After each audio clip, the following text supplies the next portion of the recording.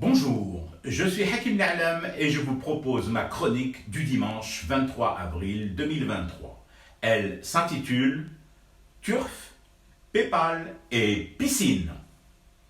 La thèse du « ils nous font peur avec le terrorisme, ils agitent le bouloulou intégriste », cette thèse a occasionné beaucoup de dégâts et d'endormissement de la vigilance. En tête des propagateurs de cette thèse, les randonneurs de République. Et en tête de cette en-tête-là, il y a le MAC.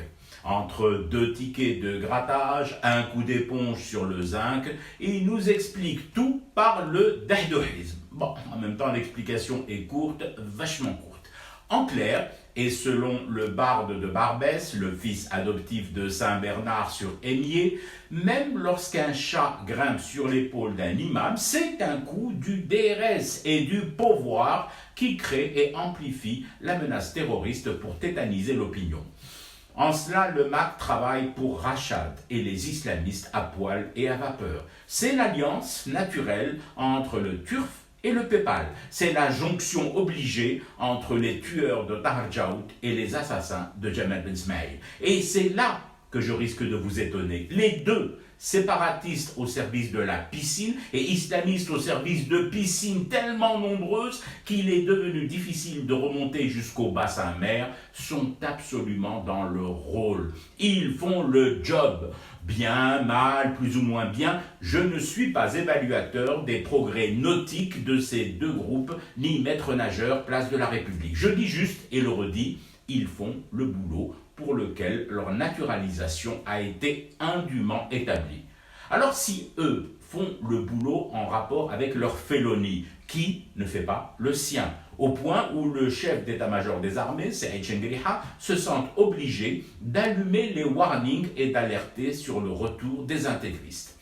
Eh bien, tous ceux qui, en 2023, continuent de croire, et surtout de vouloir nous faire croire qu'on ne peut composer dans ce pays sans les islamistes, que ce pays est musulman, qu'il faut ménager la chèvre, le chou et l'oignon, et que la meilleure façon de contrôler les islamistes, au fond, c'est encore de leur jeter des miettes pour les tenir en laisse et les garder à la maison, la grande maison des prébendes. Oui.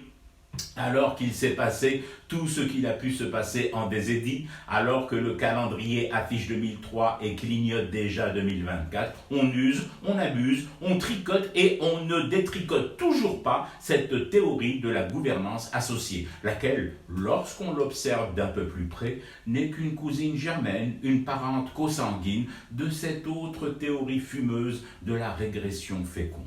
Espérer que l'on peut entuber l'islamisme en le ferrant au porte-monnaie et aux responsabilités revient à chloroformer l'opinion, à lui faire croire que le terrorisme, l'intégrisme et l'islamisme peuvent être domestiqués. L'islamisme ne s'est pas réveillé un matin et soudainement charmé par les beaux yeux verts des gens du palais s'est dit « Oula que finalement c'est vrai, je vais prendre ma retraite, me ranger de la mahchoucha ». L'islamisme et son allié du moment, le séparatisme, ne peuvent prendre leur congé. Et cela pour une raison toute simple. La piscine et toutes les piscines du monde partagent la même particularité. Elles ne prennent jamais de congé et n'en donnent surtout pas à leurs employés, leur petit personnel. Je fume du thé et je reste éveillé, le cauchemar continue. C'était Hakim Na'lam, je vous retrouve demain pour une autre chronique et une autre façon de dire son amour à l'Algérie.